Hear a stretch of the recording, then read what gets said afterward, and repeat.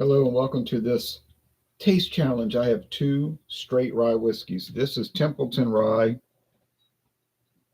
introduced in 2005, 2005.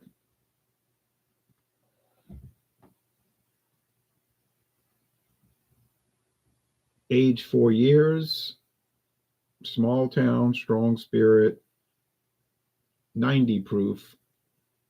It's 95% rye and 5% malted barley, just like Bullet Rye, which is 95% rye, 5% malted barley.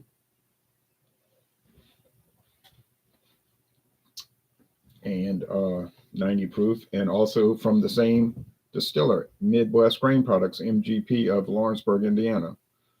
So it says made in the USA. It is made in the USA in Lawrenceburg, Indiana, Midwest Grain Products, formerly known as Seagram's Distillery. They still have Seagram's on all the buildings because I guess it's too expensive to remove it. And they still produce Seagram's whiskey there. Produced and bottled by Templeton Rye Spirits, Templeton, Iowa. Distilled in Indiana with U.S. and imported grains, imported packaging. So the bottle's imported. Now, I don't know.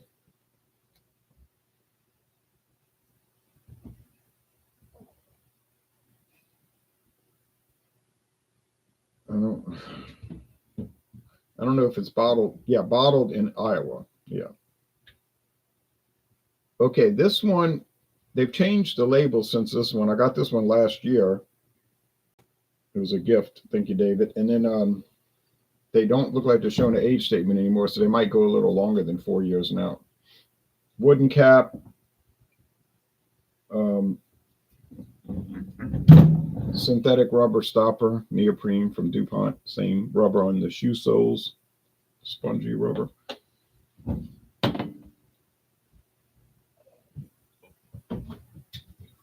I don't remember the price for this. It's like, I think $25.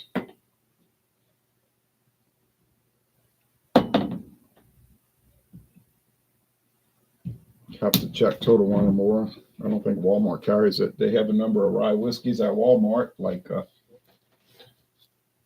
Wild Turkey Rye, but I haven't seen Templeton there.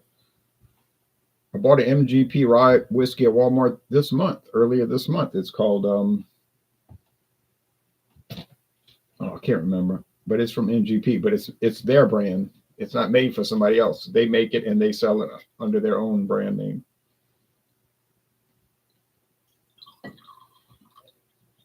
Jim Beam Rye, Kentucky Straight Rye Whiskey, introduced in 2024, replacing Jim Beam Rye pre-prohibition style, 90 proof. This is an 80 proof. No age statement. No mash bill. We don't know what it is. Probably 51% rye. Nope. No. Absolutely not. Okay. I'm not talking about the whiskey. I'm talking about an animal that's tampering with the whiskey. Okay. They're both amber, so the appearance doesn't matter. So one rye whiskey is made in Indiana and the other one is made across the river just across the Ohio River. You see down there, neighboring states separated by water. And this is the Ohio River. In Kentucky.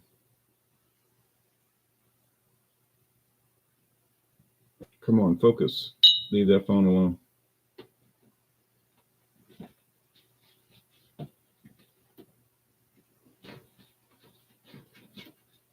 There we go, focus. So they're about the same appearance. That's good. Not the same proof, 90 versus 80. Come on, why don't you go? Now, you were being so good earlier. Why don't you go back up there and lay on your towel? Because you were really behaving. Now, I'm doing a video, you're going to go wild. That's not really fair. Herbie in India says, sir, watch the Indian movie against Pakistan. Okay. I'm not involved in that India versus Pakistan conflict. I don't take sides in that. And B, I don't watch movies. I watch sports and the news. I don't watch movies. Okay. unless it's a documentary about a historical event like India versus Pakistan conflict. I mean, I'm interested in it, but I don't take sides in it, you understand?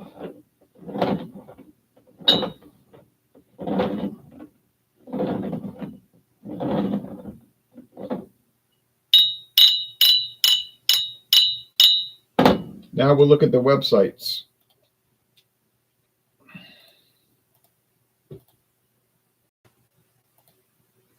See, they changed the label. The same bottle design, just got a different label, the updated label. There's some guy holding it. He's cool. He's too cool for school. There it is with a rocks glass on the rocks and the bottle. No longer show an age statement that I can see.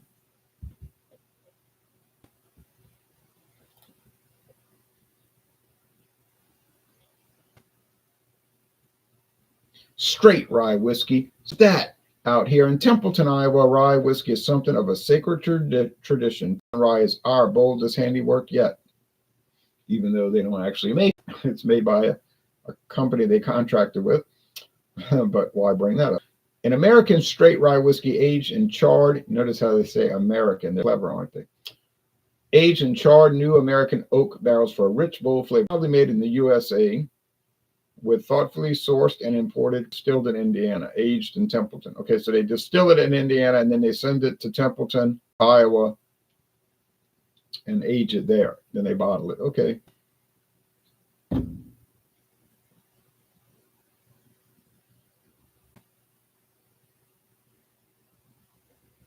So there's a whole bunch of talk about it. Aroma and tasting notes.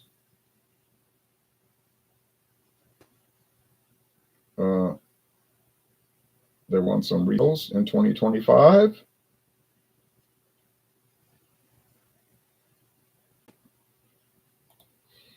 Jim Beam Rye. Green neck. My bottle has a white neck. They're showing a green cap and neck. But also, they're also showing a white neck. So I guess they produce it with green or white, depending on whatever it depends upon. Beam's Bolder Brother. It does have a little bit more flavor than Jim Beam, but it has no different ABV, and it doesn't cost any more than Jim Beam. There you go.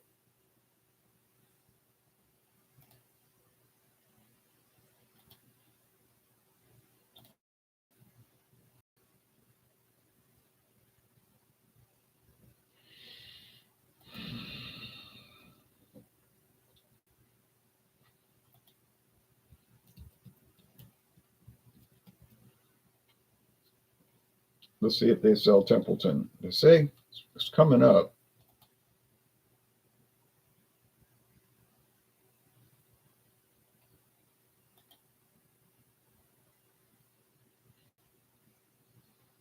$27.99. Woo. There's a lot of different ryes that they make. In Pensacola, Florida, I have to go all the way to Pensacola. I'm sure it's around here somewhere. $27.99 versus $13.49. Yeah. I tell you what, Templeton's going to have to really compete to make up that price difference. They say it's rich, but it's also mild.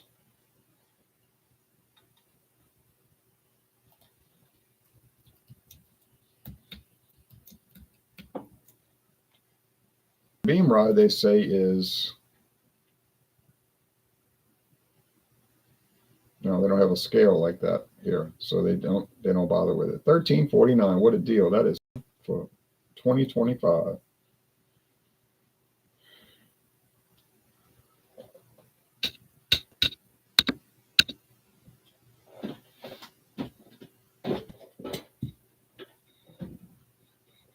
I'm gonna get this lamp turned on.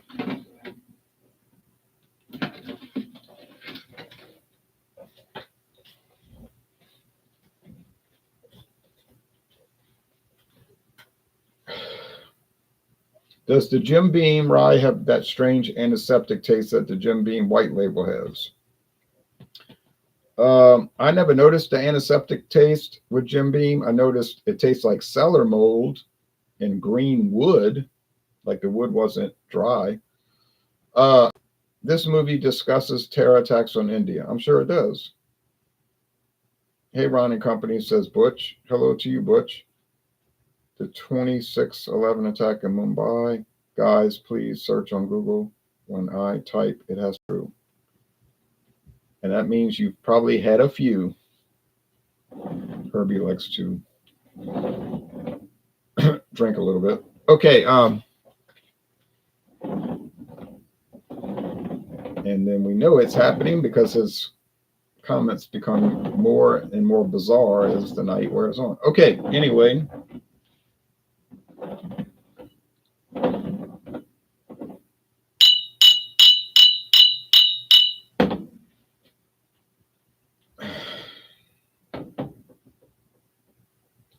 Good idea. Leave it alone. You did the right thing. You finally did the right thing with that. I shut the window because I was getting chilly. You can go look out the window though. It just smells typical rye, you know, like wintergreen or spearmint aroma, rye bread type of thing. Nothing bad, nothing amazing. Nothing happening here. Like nothing happening here. It's not a bad aroma. There isn't any aroma. Isn't that strange?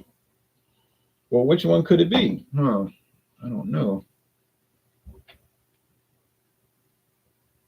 Are you going to go play with your toys? You got a bunch. I know you'd rather play with an ink pen. All right.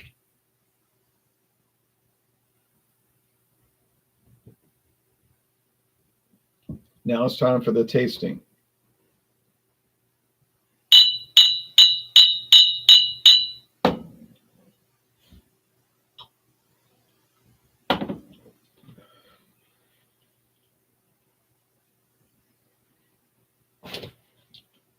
Tastes pretty regular. Now, when I say it tastes pretty regular, I don't mean it tastes bad regular. I mean, it's good regular. It's just regular. It's not like, oh man, I can't believe I've never tried this before. It's so amazing. I finally tried it. No, it's not like that. It's just like, okay. Tastes like standard rye whiskey. It's pretty mild. Must be the Jim Beam 80 proof. It's pretty mild. Bold Portal says, hey, y'all, got me some White Lion whiskey. I've never heard of that one, but that doesn't mean much. I've never heard of a lot of them.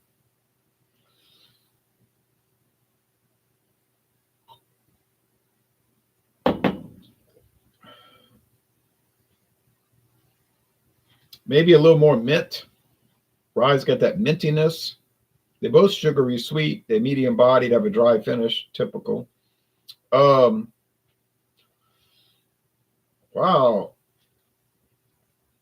Not a whole lot of difference here, but there's a whole lot of difference in price.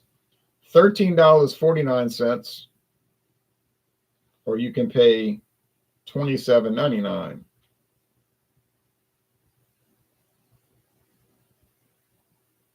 Now, do you really want to pay $14.50 more to get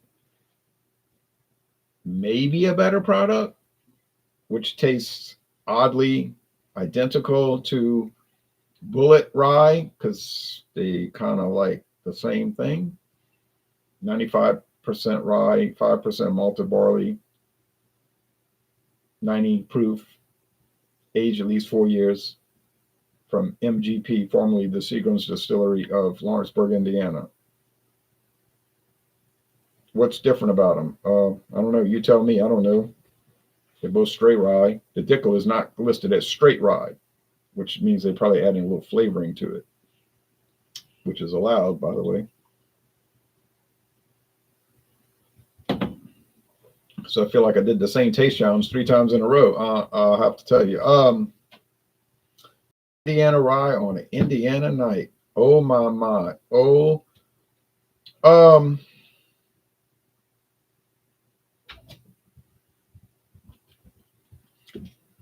The only way I'm going to be able to tell these one from another is I will have to see if I can detect any difference in the ABV, 40% alcohol versus 45%. Otherwise,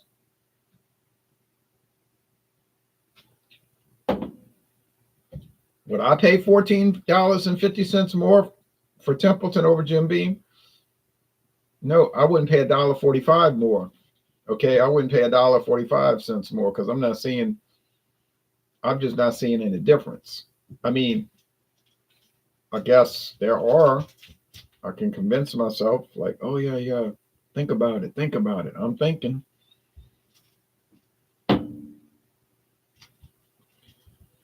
Hey, I'm not supposed to be saying this. Jim Beam is supposed to be something I'm supposed to pick on, denigrate, criticize, say bad things about, right? Isn't that what you're supposed to do in the whiskey drinking world? Talk bad about Jim Beam?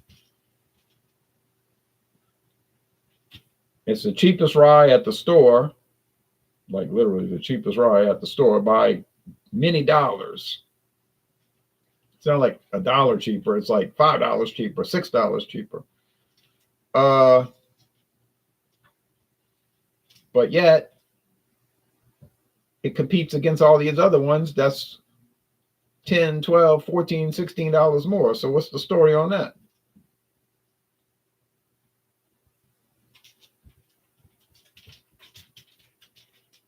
Cheers. Cheers back to you. Is Jim Beam your favorite whiskey? No. No, I don't know what my favorite whiskey is. Maybe, oh, if you're talking about rye whiskey, maybe it's Crown Royal Northern Harvest Rye. Well, that one's a great one, hard to find. Do you plan on doing any history streams anytime soon? Says Kevin Johnson. Well, no, I don't plan on it. I got to think of something. You know what I mean? Like I got to have an idea of what to talk about.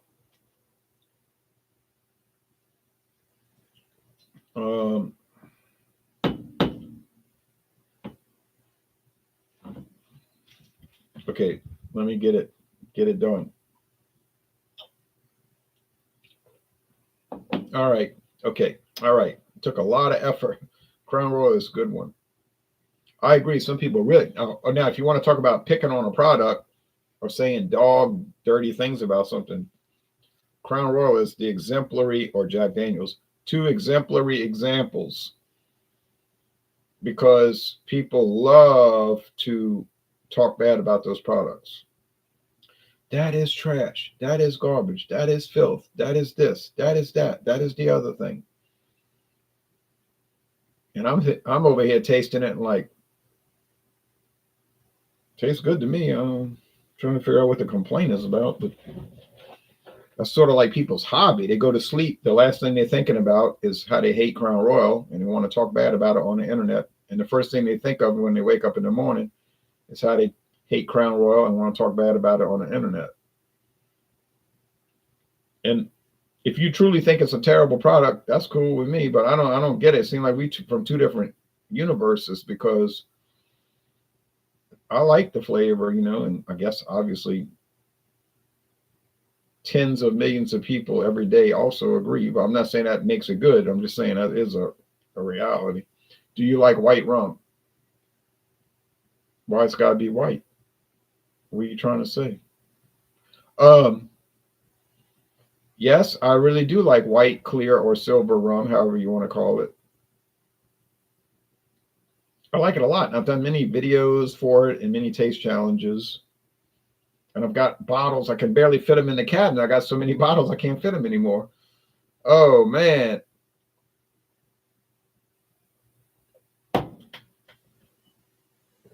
Now, see, this is when I get worried. The cat is quiet, and I don't hear the cat. That's when I'm thinking something's going on. All right.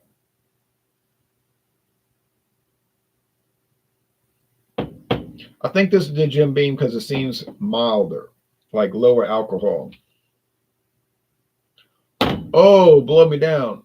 Holy smokes.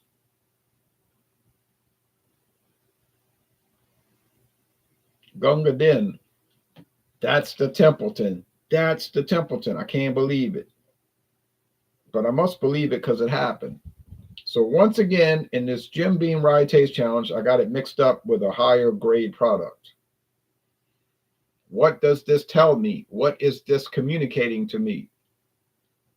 What it is telling me is that even though Jim Beam is considerably cheaper, a considerably cheaper rye whiskey, if you put it into a blind taste test against other brands which are considerably more expensive, you can't tell it apart. You can't tell them apart half the time. So the bigger question at the end of this is, why are you paying more? I don't know. Kitten is playing with a toy. She's down there. I hear her playing with it. Yeah, I bought that for her. She likes that one. She does kind of like that one. She gets bored with it. Like just now, she gave it up. What are you fooling with? What happened? You lost it?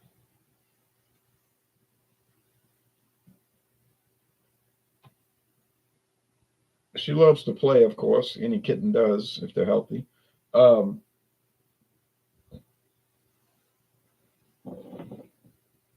A rescue. She was a rescue from the car wash. I didn't want a kitten. Wasn't looking for one. Didn't particularly want one. I named my outdoor cat after your old cat, Orangey. Oh, yeah, good old Orangey. Boy, that's a sad story, but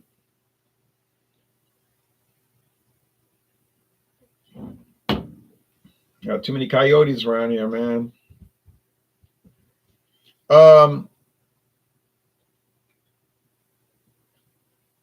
Yeah, that's it. Once again, and you can go back through all the video taste challenges, Jim Beam wins again. It's not a better product. Is Jim Beam Rye better than Templeton Rye? No. Is it worse? No. Is it significantly less expensive? Yeah, $14.50 less. Would I ever consider buying Templeton Rye over Jim Beam? I would not. You say, well, it's a different proof. It's proof. Jim Beam's only 80 proof. Big deal. 5% alcohol. You worrying about 5% alcohol on a whiskey? I'm not. I mean, I understand if somebody is interested in it. But I mean, I can get a Sazerac Rye for $19.99. A Sazerac Rye is aged 6 years, about, not exactly, but approximately. And I think Sazerac Rye is better than Templeton, although I like Templeton, but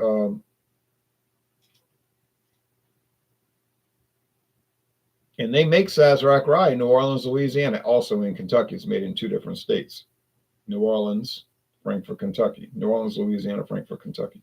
But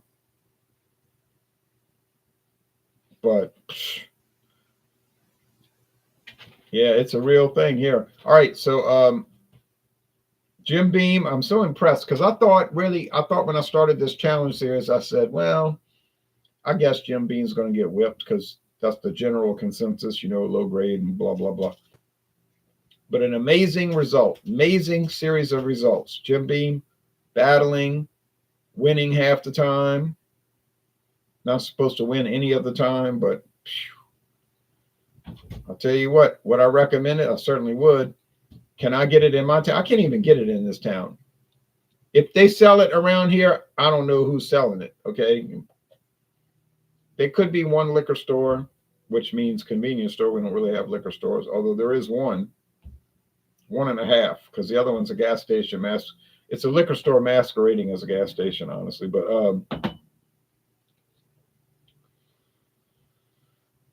one of those stores might have it. Maybe they'll have it. But to say it's common in this town, absolutely not. I can get it at Total Wine and More in Metairie, Louisiana. Metairie means like little farms. Little farm. It's not common in Metairie. I can't.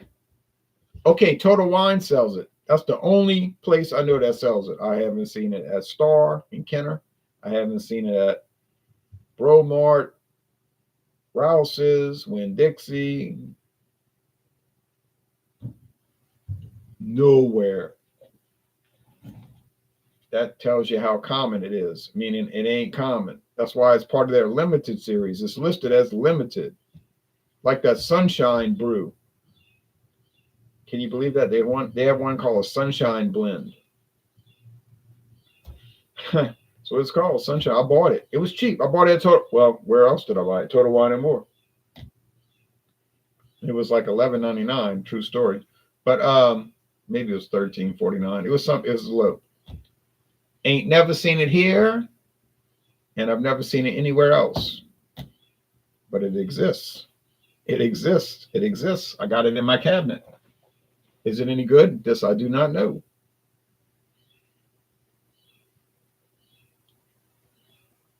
Thanks for taking care of it. Yeah, she'll mellow out once she gets older. Get her some catnip. She will mellow out. Well, all those toys were catnip toys, but she gets excited about it, and then she's like, bleh, she's bored. Get her some. Oh, what do you have in all of those boxes? Here, comic books. My cat is obsessed with our Christmas tree. Oh, if I put a Christmas tree up in this house, which I used to do every year, she would annihilate that tree. She would annihilate the tree. The tree would be destroyed within 2 days. She would break every ornament, tear them off the tree. She would climb to the top of the tree, throw the star off, chew through all the wire, electric wires, probably shock herself. Catnip makes my cats crazy. Yeah. So she would, there's no way I could put up a Christmas tree. She would just go crazy. Oh, she's wild. But when I lay in the bed, if I go to sleep, which everybody sleeps, right? When I go to sleep, she got to be on the bed, and she got to be next to me, next to my hip, my knee, my foot. She'll sleep different position, but she got to be touching me. She got to be touching me all night, 7 hours. Got to be touching me. Or she'll get up on this desktop computer platform, and she'll just sit up there like this, and she got to stare at me. She'll just stare at me for like 2 hours straight.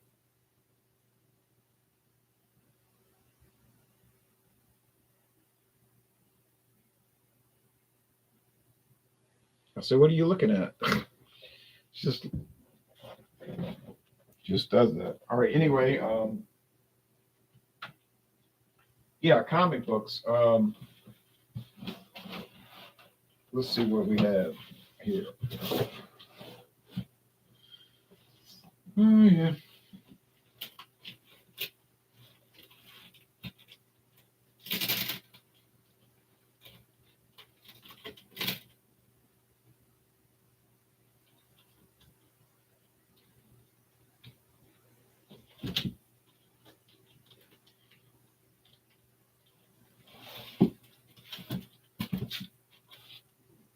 Sorry, the plastic will stick together, That's her little towel she was laying on.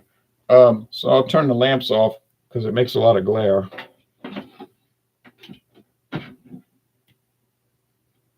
Or I should say they make a lot of glare. So I got comic books, like Superman from like 1968.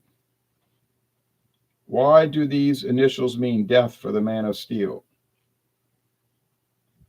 LL. Lex Luthor, maybe? He's always going to die, but then even when he died, he didn't die. That's the thing about Superman. Even when he died, he didn't die.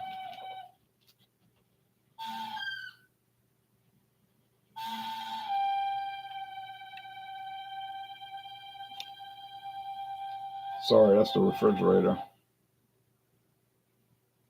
Are you going to pass those comic books down to your daughter? You sound like a great pet owner. She's lucky to have found you. Oh, thank you. My male cat gets in the tree and he's 3. 3 years old, still destroying the tree. So this is in really good shape. It's 50, almost 60 years old, 1968, but it's in good shape. Look. But I say, even when Superman dies, he doesn't die because he's not real. You can make up any story you want. And here it is. You can kill me, Superman, but it's too late. I'm destroying Earth just like I blew up Krypton. Death is too good for you. I have a far worse punishment waiting. All right. I read that. I don't remember what it was. How does Superman punish the man who destroyed Krypton? And of course, when you read the story, it's like he didn't really destroy Krypton. He was just making that up. And it's like some convoluted bull stuff.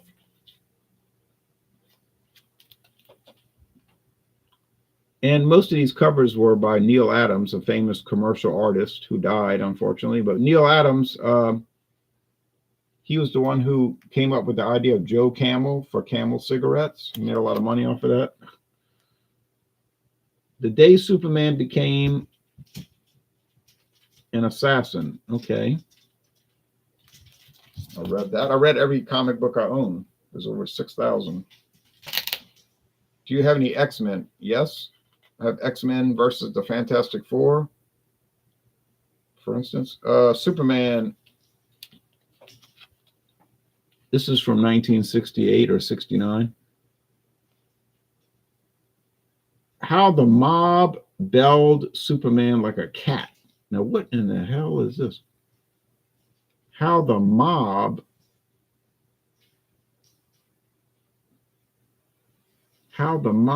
belled Superman like a cat. The bleeps from Superman's collar show he's over Paris. This tracker's better than a bloodhound. Now the super sap can never hide from us.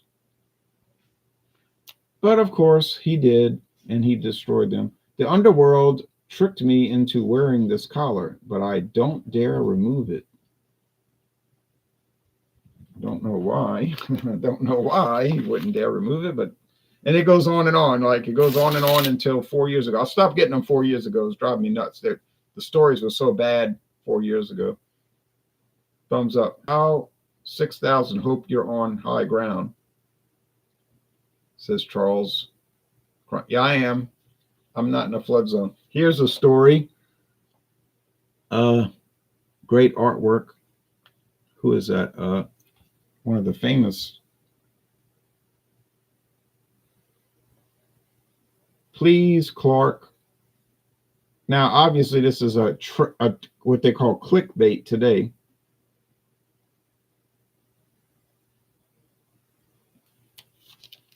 Well, most comic book covers are clickbait because usually you read the story and it's like only sort of related to the cover. It's like a joke. Please, Clark, don't walk out on me. You're the only secret identity I've got. Go, what does he say? Go find. Oh, something else. Go find yourself another alter ego, Superman. I'm tired of being your fall guy. I'm leaving you forever. Sensational. Our timid, cowardly reporter becomes the Clark Kent monster. Really? When did you start that collecting? May of 1986. May 1986. May 1986. Well, off and on before that, 1975, but definitely May 1986 until the summer of 2021. I didn't miss a month. But then the stories got so terrible, and I couldn't get the books. Sir, India history is different. I know. I used to buy X-Men. They always had clickbait covers. Yeah, it's all a game. And then here's another one.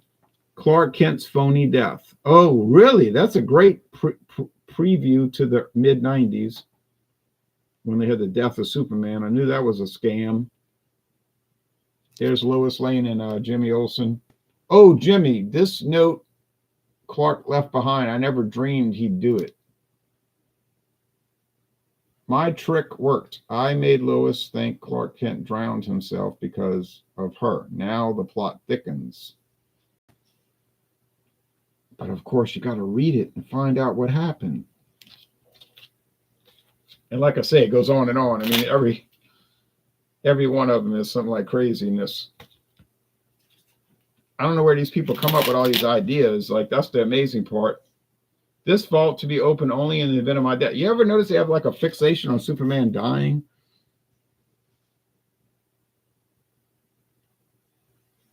But of course, he never dies, since he's their best-selling character, him and Batman. I remember in 1993, they were like, Superman dies, Superman dies. And I was telling everybody, I said, do you really think they're going to kill their best-selling,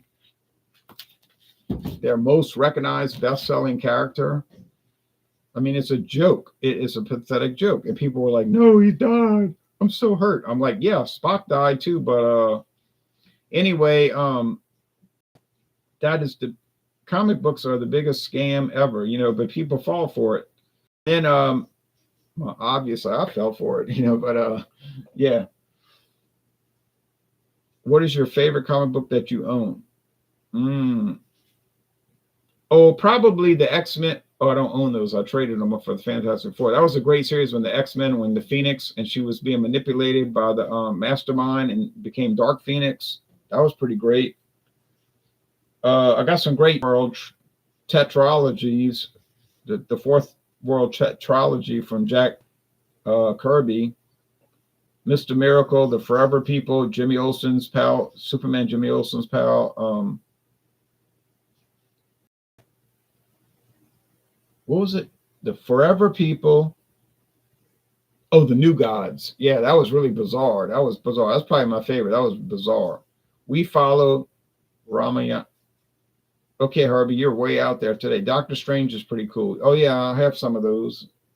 I have all the Defenders up until the Incredible Hulk was taken out of the series. But yeah, the Defenders, the Incredible Hulk, Doctor Strange, and Hawkwing, Nighthawk. Yeah, I have the whole series, actually. Those are great. Okay, that's just an example. I could go on forever, showing all these, but I can't do it. Let's see. Number 224. 225. Okay.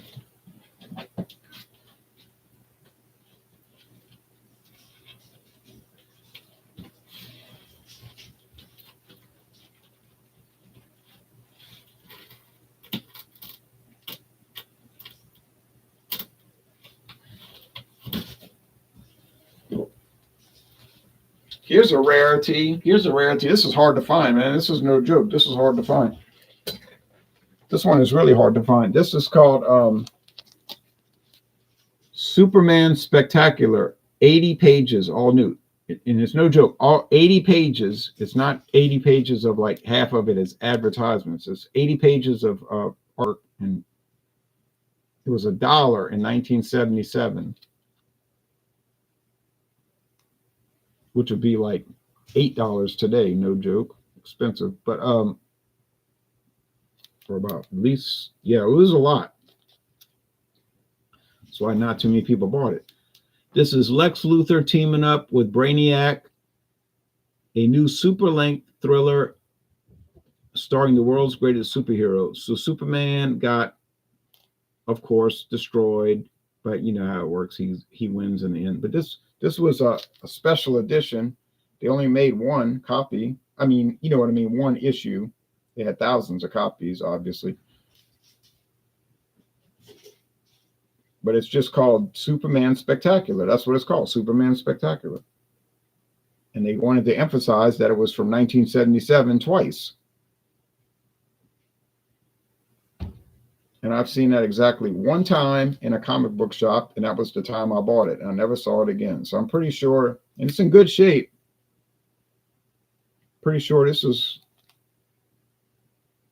something people are looking for. Great artwork in it, great story. Yeah, that it's not myth, it's history. Oh, you're back to Herbie talking about that craziness.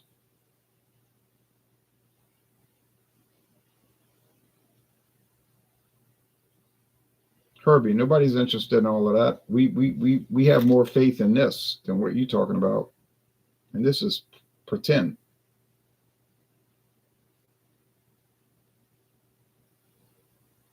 Oh, you're welcome. All right, that's it. I'm going to do some other things. 1.5 people cannot lie. Well, they can be deluded, tricked by demons. All right, anyway, there it is. Enough of the comic books. Thanks for watching. Y'all take care. Bye-bye. See y'all in about 41 minutes for regular beer Wednesday. Any regular beer. I've got Old Milwaukee. See y'all soon.